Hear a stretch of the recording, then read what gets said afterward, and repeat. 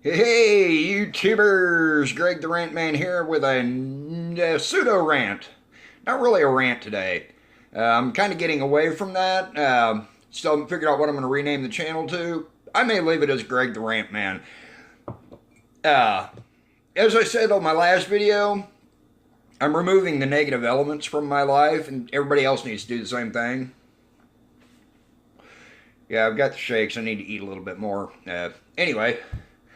But over the weekend, I got into an argument with an individual over politics, and I don't mind an argument. I don't mind a debate. You pose an intelligent, I don't mind an intelligent exchange of ideas. It's when you take it personal, you make it personal, that you have invalidated your argument. Now you completely, when you have to resort to personal attacks, your argument is then invalid because you can't provide actual evidence to support your side of it. But, I thought it was done. I thought it was over with until I made a post about something I'm selling in my online store, and he made a crack about survivalists. Well, I teach wilderness survival also, not survivalism. Yeah, okay, because there's a difference between people who know how to survive and people who are borderline nutsy preppers. Now, not all preppers are crackpots. I'm not going to put you all into the same category. Is it good idea to at least mentally prepare for a worst case scenario? Yes, it is. Don't let it consume you. That's foolish. But have it in there. Have the little plan ready in the back of your head, and so on. It's like, all right, if this happens, this is what I should do. If this happens, this is what I should do. But this guy equated me, a wilderness survival instructor. I only do it part-time. I don't even really do it part-time. I do it pretty much by appointment only. I will talk to people, find out what it is they want to learn, where their weaknesses are, where their strengths are, and I will work with them on that. If they know nothing, well, I want to know their reasons for wanting to learn it. Because it's like martial arts. If you don't have a good reason for learning, if you want to learn how to beat people up, you have no business studying martial arts. If you want to learn to discipline yourself and become balanced, then yes, by all means. If you want to be able to, defend yourself, that's great. Everybody should be able to. And survival, it's like, why do you want to learn wilderness survival? Well, what if I'm out camping and something goes wrong? Okay, that's a good reason right there. I'm cool with that. Because I have been in that situation. Okay? Thankfully, I started studying this stuff on my own when I was 7 years old. Started teaching myself how to make traps, snares, that sort of thing. Anyway, this guy sat there and told me basically that I'm a jihadist because I believe in wilderness survival and because I teach it. All right? He crossed the line big time, especially given the fact that most liberals don't want to use the word jihadist because they don't like talking about radical Muslims. Now, I have known some really, really nice Muslims, and this isn't a bash on the Muslim religion. There are some really great Muslims out there. Okay? Just like there are massive asshole Muslims. Those are the suicide bomber type. Okay? The bomb vest guys. Fucking wipe them out. The thing is, I've said before that I'm removing the negative. I'm removing the toxic elements from my life. Now, some of you are going, but you're smoking. I'm talking about on a personal level, on a mental, emotional, spiritual level. Yes, this is physically toxic. Yes, it is a bad thing. But if you try to eliminate too much bad stuff at one time, you lose focus. So I'm focusing on the negative people because the negative people and their negative attitudes affects my thought processes, which are really positive, and my emotional state, which is really positive right now. And I don't want people bringing it down. Okay? And this is something if somebody, and this is something, and I said it on my Facebook, people need to just accept that other people are different when it comes to what will make them happy. Their career choices, their, how they want to earn a living, their family life, that sort of thing. If what they're doing actually is truly making them happy and they're balanced, man, don't rock that boat. Don't disrupt that. Don't tell them they're wrong because they don't want to punch a clock, a time clock. They don't want to go work for a job. They don't want to go do what everybody else does. Okay? There are people like that. It's like a very good friend of mine, a very, very dear friend of mine, Melissa. She works in a daycare. She loves it. It is her passion. She wants to eventually own her own daycare. And hey, man, that is freaking awesome. For her, I would go insane. I couldn't handle it. I couldn't do her job. At most, I could fill in for her for like an hour, maybe two, depending on the age group of the kids. And how it was at that particular time. I love kids, I do. Don't get me wrong, I've got my own kids, they're great, but there were times I wanted to wring their little necks. I couldn't deal with a whole room full of them. To teachers, man, my hat is off to you, and yes, I feel that you are underpaid. But that's a different topic. I'm not going into that today. And there are people who love their factory jobs. And man, my hat is off to you guys too. And it's an invisible hat. I borrowed one from Wonder Woman. All right? But there are people who aren't cut out for that. There are people who want to go off and do their own thing. And that's wonderful. That's great. Fucking fantastic. Okay? Don't put them down because they don't want to do what you do. Not everybody has the same mindset. If everybody believed in punching a time clock, where the hell would you be working? If somebody didn't have the guts to step outside of the box and go, I'm going to make a company. I'm going to start a business. Okay?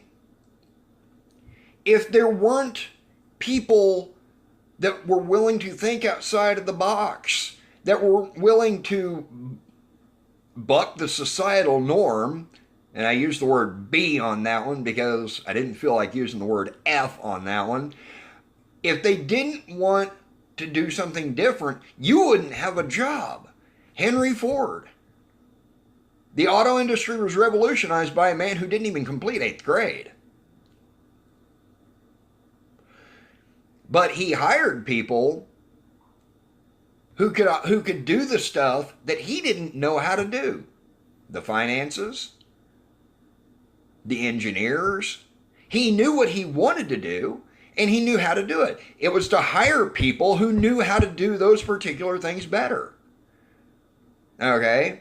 Richard Branson, owner of Virgin Everything, Virgin Mobile, Virgin Airlines, Virgin Wireless, and a shitload of other companies. The man's dyslexic. He barely finished high school. He was told he had a learning disability, which was the dyslexia, but he was a slow learner because of it. He was told by teachers that he would never go anywhere in life. He's one of the richest men in the world now.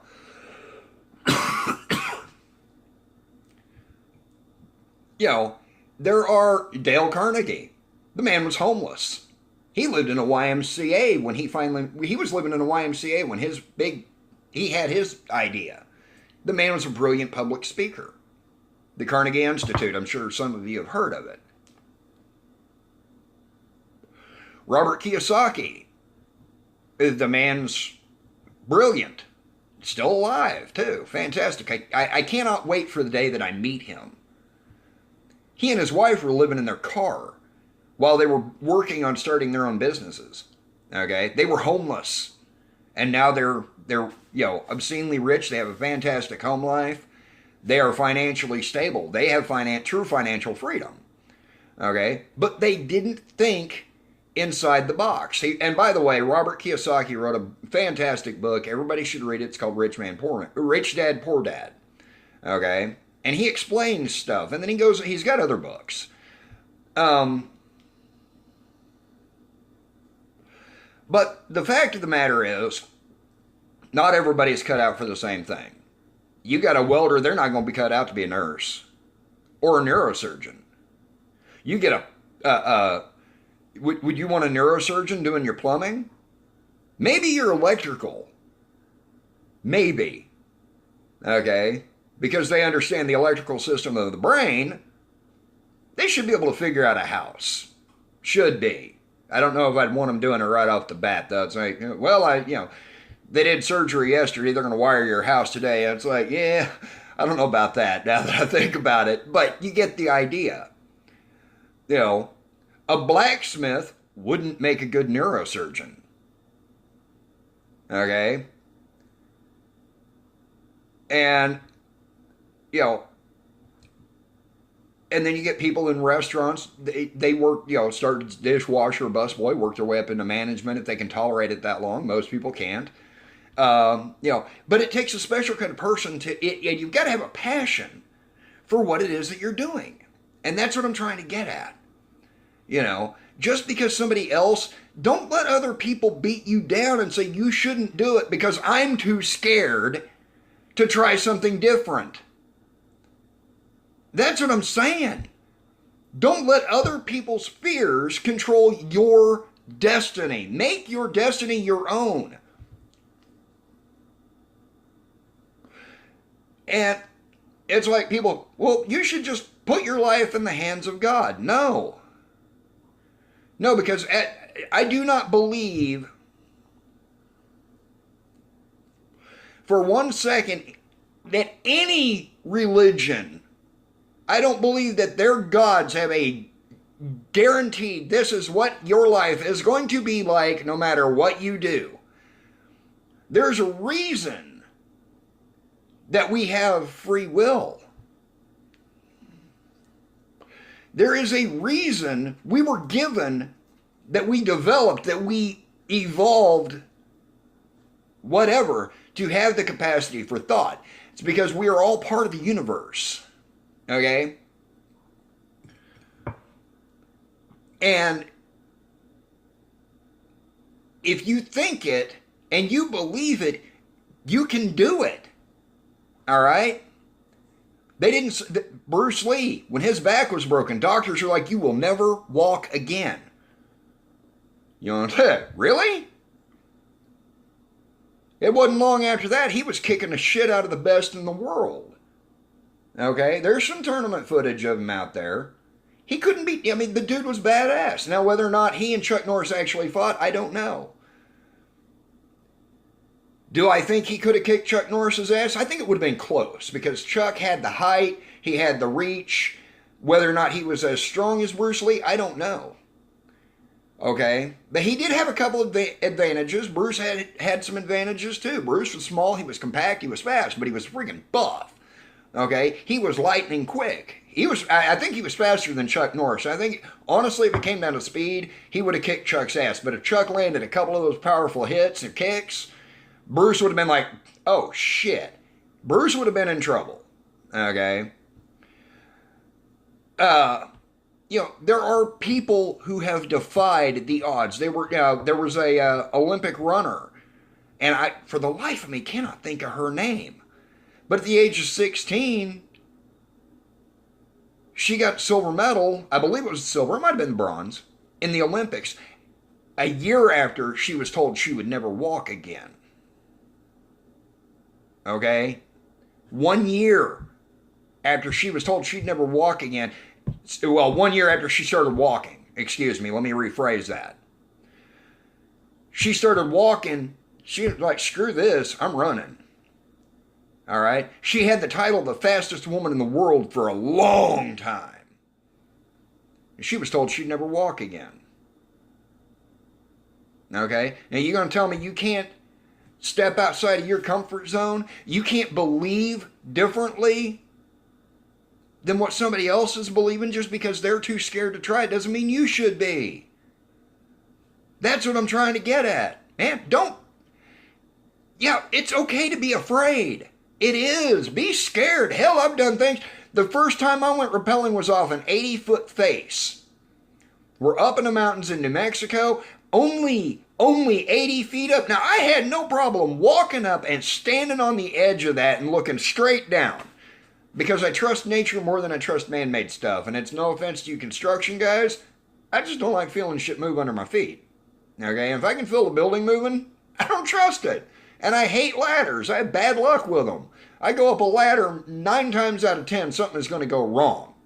A rung is going to break. The whole damn ladder is going to break. Something's going to happen. It's going to fall over.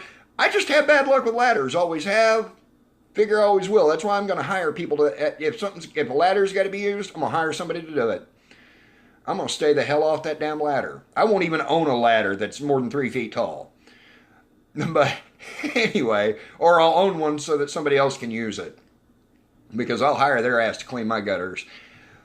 But that being said, I'm standing on this rock face, I'm looking straight down, and I'm like, it's not that far down. I harnessed up, I got my rope on, I backed up to the edge, and then I couldn't see what I was doing. It was literally, I was going blind. I couldn't see how close I was to the ground. All I could see was the sky when I lowered straight back, and I'm horizontal with the rock face, with the top of that cliff. And the instructors, who were also the scoutmasters, are like, just relax and bend your legs. That was the hardest thing at that point, okay, that I had ever done. I had open heart surgery the next year. After going rappelling, heart surgery seemed like nothing to me. I'd already faced the biggest fear I'd ever had in my life at that point. Now, the heart surgery, it was a different type of fear, but I trusted my doctors. But when I finally relaxed enough to scoot down, I scooted a foot and I stepped. I didn't hop. I didn't jump. I scooted. And then I did a little hop. And then another little hop. And I took little baby hops all the way down. And when I got to the bottom, I'm like, that was actually pretty damn fun. I scrambled my ass back up the trail to the top of that 80-foot cliff. And I'm like, I want to do it again. And they're like, okay, cool. Well, I was still harnessed up, but we had to take turns, so I gave my harness up. When it came around to my turn again, I got that harness on, I hooked that rope up, I had my gloves, I was ready, I had that rope in my back, I lowered, and I didn't just ease over. No, I dropped, stopped myself, looked at the instructor and grinned, and he went, oh no. And I jumped, and didn't let go with my brake hand. But I loosened my grip a lot. And I must have dropped a third of the way before I stopped myself. The whole time I'm laughing maniacally. I was having a blast. And then it was a little hop, little short jumps after that. But I started going side to side, and I went over and over and over, and it became something that I loved to do. Okay? But first I had to face that fear. And that's what I'm saying. You face your fear. Forget what other people tell you. And there were guys in the scout troop, they did not do it. They would not. They're like, no, there's no way I'm trusting my life with that rope. Well, I trust a rope more than I trust a dang bungee cord, that's for sure. I will not bungee jump. I've seen too many accidents. No. And I'm not saying that, I won't jinx myself by saying that absolutely would happen to me. But there are certain things that it's like, no. Now, skydiving, I've always wanted to do it, and I will. It's just a matter of time. Face your fears. If somebody is telling you can't, telling you that you cannot, then you need to do it. You cannot do it if you don't. And you may try and you may fail. You may not succeed at that task. But you have succeeded in the attempt. And you will learn things from not having that success right off the bat. And you can go back and you can evaluate it. All right, where did I go wrong? And then you try it again. And you're going to have even more doubters. Well, it didn't work last time. Why is it going to work this time? Well, because I figured out I figured out some of the areas where I went wrong. And you try it again and it fails again. Damn it. Well, now you're feeling a little discouraged, but you learn. But if you evaluate it, you learn more. Hey, This is where I screwed up. This is where I went wrong. So then you go back and you do it again. This time you have some success. Maybe not the roaring success you're hoping for, but things go a lot better than the last 2 tries. It may take you 10 tries. It may take you 20 tries. So what I'm saying is don't give up just because other people tell you that they wouldn't do it. The reason they won't do it is because they're afraid to step out of their comfort zone. Don't be them.